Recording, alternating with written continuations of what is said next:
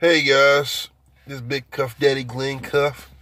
Welcome to, the Royal Rumble weekend reaction video. This is my first reaction video to a pay-per-view, a wrestling pay-per-view, I'm sorry. And I'm going to get right into it. Yeah, you have to bear with me. I got some allergy stuff going on right now. So if you hear me coughing and sniffing, that's probably the reason. But yeah, I'm going to get on into it. NXT TakeOver. That opening match with the tag team, between the tag team title match, between the War Raiders and the Undisputed Era. That entrance that the War Raiders had, man, that was great, and it was very intimidating. That the War Raiders, their Viking gimmick, they had a Viking entrance, very intimidating. I really believe War Raiders is this generation's Road Warriors. Not to say that, not to try to compare the two teams, but they are in a lot of ways like them. But yeah, and then the Undisputed Era, two talented guys, and O'Reilly and Strong. The match itself was great. Good back and forth action. Had me on the edge of my seat. Could have went either way. With both teams. But I got to give it up to the War Raiders. They won, new NXT tag champs. I think with them, it was inevitable that it was going to wind up being NXT tag champs. So big ups to them. Moving on. This match, I don't know why it was on TakeOver, but I felt like it could have been on NXT TV. And not to say that the match was bad, like the two wrestlers, didn't perform well. But I just felt like this match could have been on NXT TV instead of a TakeOver. And that was a match between Cassius Ohno and Matt Riddle. Not to say anything bad about either wrestler. I said they both did a good job. The match was good. I just felt like it wasn't, like a TakeOver worthy match. But yeah, and the ending to it, man. How the hell you tap out getting punched? Dude punching Cassius Ohno and he taps out. Like, I've never seen that before, but I get the concept of it. It's like sort of like a TKO. Like you throwing in a towel or something. So yeah, I get that, but it was just weird. And that match could have been replaced with something, I think, a little better, like Dream versus Adam Cole. I'm just saying. But moving on, next match, my favorite, and probably the match of the night for NXT TakeOver, Ricochet versus Johnny Gargano. Ricochet is money. That dude, like, Triple H needs to do what he needs to do to fast track this guy to the main roster. I mean, the stuff that this guy does is just mind-blowing amazing. I mean, I want to see this guy up here going against the likes of Ray, the likes of Kofi Kingston, Seth Rollins, AJ Styles. And I know he's probably going to fight some of these guys on the independent scene, but I'd like to see him get in a match with some of these guys on a bigger stage, like the WWE and stuff. So yeah, Ricochet, Johnny Gargano, and not to throw any shade on Johnny Gargano. He's a great talent too. Big ups to Johnny Gargano for winning the North American title from Ricochet. But Ricochet, that guy, something about him, man. He's money. Moving on, NXT Women's Titles match. Bianca Belair versus Shayna Baszler. I like Bianca Belair. She's a great talent. There was a lot of people. I heard what Sam Roberts said about her. But my opinion is this. I think she's a great competitor. She does belong in the title scene. She's a unique talent, in my opinion. And I can see her, if and when she gets called up to the main roster, I can see her doing some great battles with the likes of Sasha Banks, Bayley, hell, even Becky Lynch and Asuka. I can see her putting on some great matches with them, with the likes of them. And I say this to the fact that I think that in this match, this NXT match for the NXT Women's title, at TakeOver against Shayna Baszler. I think her and Shayna Baszler really didn't have that much chemistry.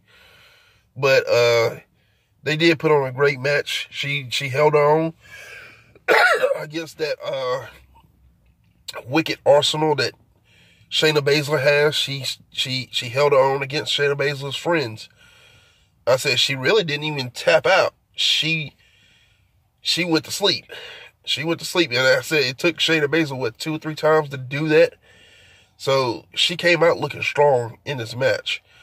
But yeah, Shayna Baszler, I personally don't like Shayna Baszler, but she does have talent. She'll be a major Impact player too, when and if she goes to the main roster.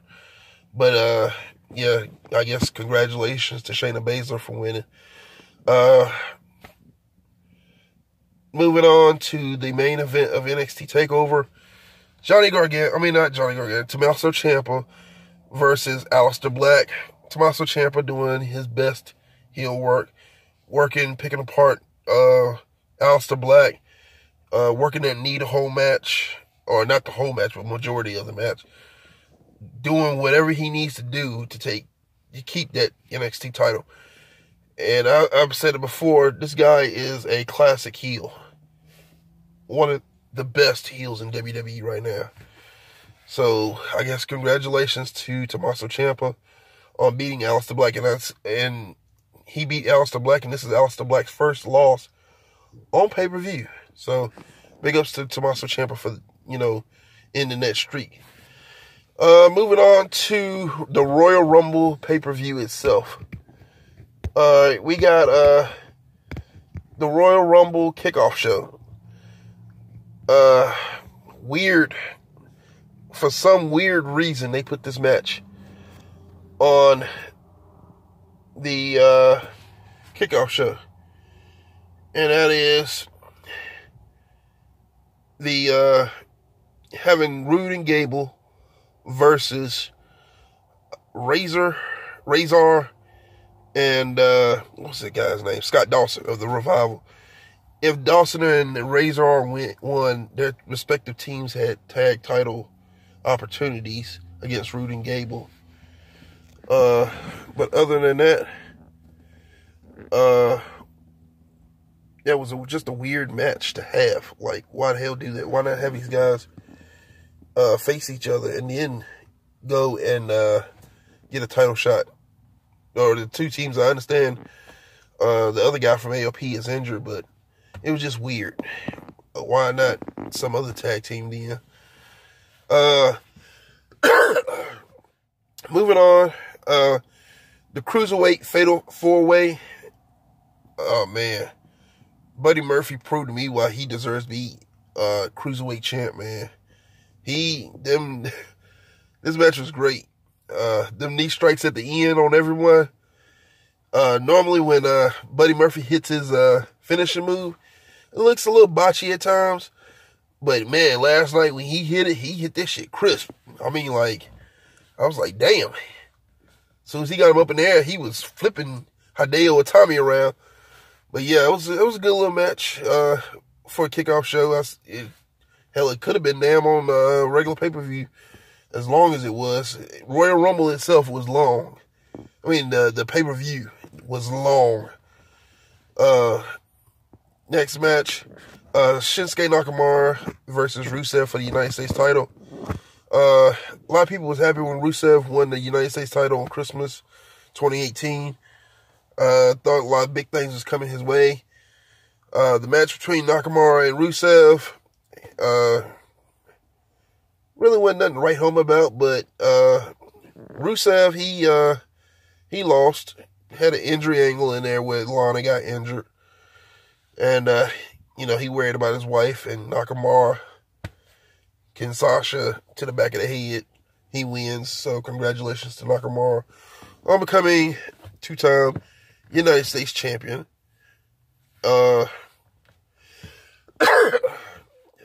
Moving on to the actual Royal Rumble pay-per-view. Man, this thing has so many matches. Man, if I forget one, y'all bear with me. Y'all forgive me. Man, that pay-per-view was long and it had a lot of matches. Becky Lynch versus Asuka. it's a good little match, man. Back and forth. Could have went either way. But Asuka proved why she should be SmackDown Live Women's Champion, making the man, the hottest female wrestler right now in WWE, tap out. And that says a lot. So, big ups to Asuka for that win. But that wouldn't be the last we see of Becky Lynch. I'm going to get to that a little later on. Moving on, we had Shane McMahon and The Miz versus The Bar. I've said this many times in my weekly wrestling rundown. I wasn't behind this. I don't even think that they should have put the titles on Shane McMahon and The Bar.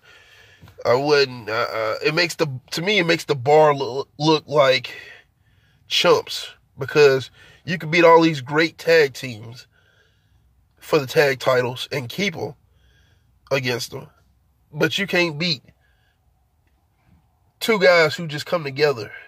I mean, it makes no sense. So you make these guys look weak just to put the title on Shane McMahon and The Miz. Wow. And neither one of the guys really needed the tag titles. You know?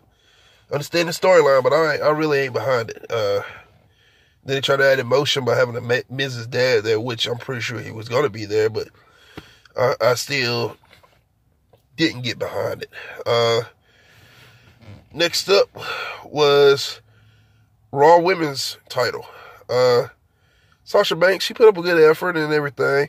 I like how they made her look like she was actual. I believe she is an actual threat to any champion. But I like how they did with Sasha Banks, with making her look strong, like she could make Ronda tap out, breaking her down.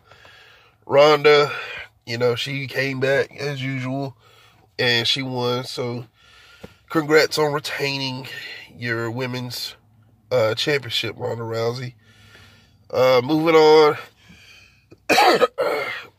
the WWE Championship match. I'm sorry if this isn't the order of the pay-per-view of the matches. I'm just trying to remember. First matches that come to my head, I'm doing a reaction to. WWE Championship match between Daniel Bryan and AJ Styles. A lot of people say they didn't like it. I thought it was pretty good. Good. It was. How should I put it? It was a technical wrestling match. It was a slow-paced technical wrestling match. I had no problem with it. I thought it was a good match. Not a lot of hot spots and stuff in it. It wanted to showcase, I guess, Daniel Bryan's technical prowess and stuff against a guy like AJ Styles, and everything. So it was slow paced, and I can understand that frustration of some people who are used to high flying spots and stuff in the matches, especially with AJ Styles and Daniel Bryan. But this was a slow paced technical match, and I had no problem with it. The ending to it was weird. So, you had Eric Rowan of what's the name of that tag team? The Bludgeon Brothers. He comes out, and he's out there just biding his time, and then all of a sudden he attacks AJ Styles when the referee was down and aligns himself with Daniel Bryan. Don't know what this is going at. I guess Daniel Bryan's going to form a new faction with Eric Rowan and possibly Harper. But just weird, because, we was expecting the Bludgeon Brothers to come back and be a dominant tag team in the tag division again. So I guess that's me. And if anybody he should have been aligning with, I would have thought it would have been Bray, reforming the Wyatt family with Bray Wyatt, which would be understandable. But I guess this is something new. I have to wait to SmackDown and see what's going on with that. And man, the way he dressed, man, that wasn't Bludgeon Brother like attire. It was like he was like a vegan gangster or something. Like, yo, home, you over there eating that beef? You need to be eating some of this tofu, son. But yeah, it was a weird look, weird story, and everything, ending to that match. So, moving on, Daniel Bryan retains. Big ups to him. He's going against the best and retain. Next match, the Brock Lesnar, Finn Balor match. Man, I was shocked when Finn Balor came out the gate, with the offense against Brock Lesnar. Brock, usually with the smaller guys, he usually dominates, and it is like a bore fest. Finn Balor, in my opinion, I'm going to say this. Of all of Brock Lesnar's matches with smaller guys than him on these pay-per-views, here's my take on this. I think Finn Balor probably put up the most valiant effort of all those smaller guys that Brock Lesnar took up. And this is like talking about CM Punk, Daniel Bryan, AJ Styles, Kofi Kingston. Finn Balor put up that much of a fight, and hell, he even pissed off Brock Lesnar. After Brock had beat him, Brock was like, shit, you almost beat my ass. Hell, I got to beat you down. I got to send a message to your ass that you don't ever want to step back. I was hoping, too, for this match, that they were going to do Demon King versus The Beast. That would have sold right there. That would have fucking, in my opinion, that would have probably made a lot more sense to do than just Finn Balor. And maybe I might be wrong. They might try to do, if they see that Finn Balor did so well, they want to give him another shot at Mania or something. I mean, well, not this Mania, because hell, Seth Rollins is Royal Rumble winner. Oh, I'm sorry, I skipped ahead. But yeah, man, Finn Balor, he did a phenomenal job. This is the most competitive I've seen Brock Lesnar against a little guy. Like, normally you just getting a bunch of suplexes. Hell, Brock Lesnar had to step his game up in order to beat Finn Balor. So that was disappointing with the ending that, Brock Lesnar won again, but it was a nice little match and everything. Finn Balor has a believer in me that, I like the guy and everything. And he was Universal Champion once before, but, going against these guys like Brock Lesnar, Roman Reigns, and others, I didn't believe. I was like, man, he ain't gonna hang with them. Not just because he don't have the talent, it's because of his size. Like Vince McMahon wasn't gonna push him. But I'm glad to see that he won over a lot of people. Well, he already had a lot of people supporting him. So, even though he lost, big ups to him in a great match with Brock Lesnar. I can say that much. Moving on. Women's Royal Rumble. Had a lot of NXT women in this year's Women's Royal Rumble. Not a lot of legends, female legends, entering the Women's Royal Rumble this year. So that was a good thing. Showcasing the NXT talent like that, and Mae Young competitors and stuff too. Highlight of that match was Naomi's way of staving off elimination. And also, I think she got some competition now in doing this with what's her name? Casey Catanzaro, American Ninja Warrior. She had a little impressive way of saving herself from elimination too. And it was just predictable too how when they do these things, like they save themselves from elimination and stuff, and then they get back in the ring and get eliminated like 1 second after getting back in the ring after doing all this stuff to save themselves from elimination. Like, what the hell?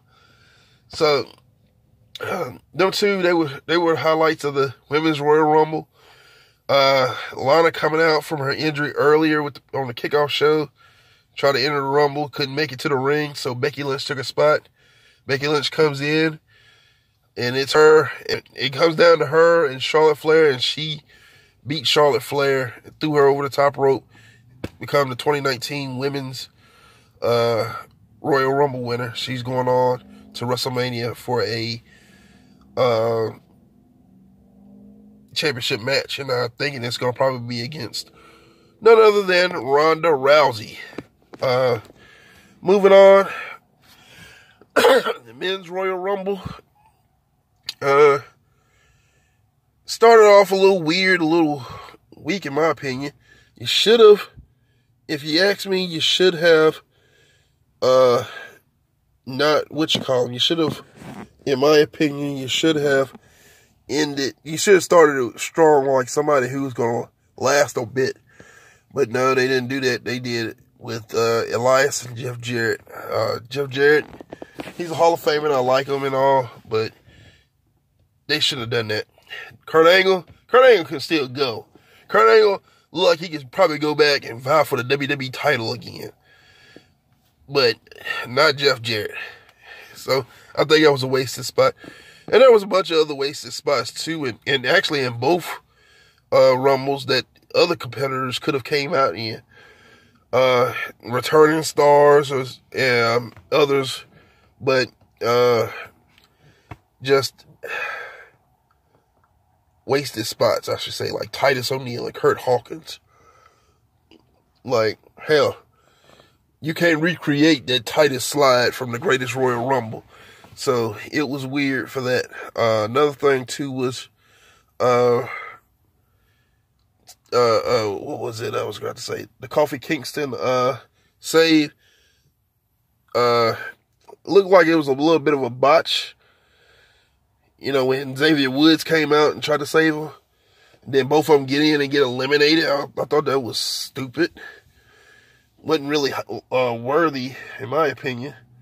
But yeah, the Men's Royal Rumble, I said, had some heavy hitters. I'm surprised my man Lashley didn't last long, but he did when he did get eliminated, he put Seth Rollins through a table. Drew McIntyre had an impressive showing too. Braun Strowman, man, just, you had a strong showing from all the usuals. But not Finn Balor, I'm sorry. Seth Rollins, he winds up winning after being slammed through a table. So that was sorry about that. It's notifications on my phone from my alarm. But yeah, Seth Rollins wins it. He's going to WrestleMania, and I loved his ring gear, man. The tribute to the Chicago Bears, his favorite team supposedly. So yeah, I love that right there about him, with the ring gear and stuff. Hope he can do I know he's gonna probably do a phenomenal job against Brock Lesnar. Hopefully he'll win it, put it on somebody who deserves to be Universal Champion, and stuff. It could be the face of the company. I know Finn Balor could have, but you know, now hope is on Seth Rollins. So I'm trying to think if there was any other matches that I may have missed. Don't believe so. So I'm gonna go ahead in this video. NXT TakeOver was great. Most of the match, I mean, I will say this: 4 out of 5 matches were great. The Rumble had some surprises in there, some weird bookings and stuff.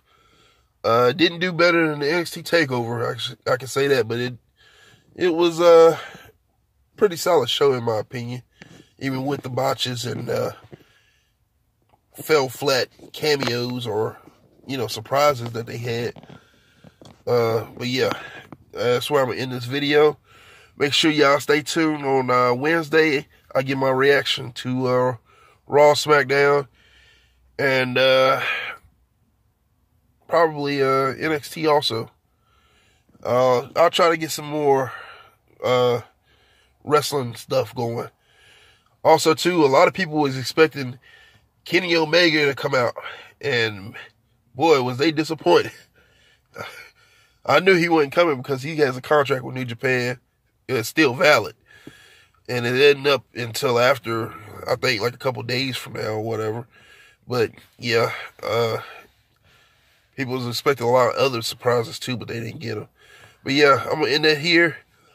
Thank you guys for watching. Like, share, subscribe. Make sure you comment. Tell me if you, with my assumptions or my opinions of the Royal Rumble for 2019. Big ups to Seth Rollins and Becky Lynch for winning the Royal Rumbles. All right, good night. Enjoy the rest of your night, guys.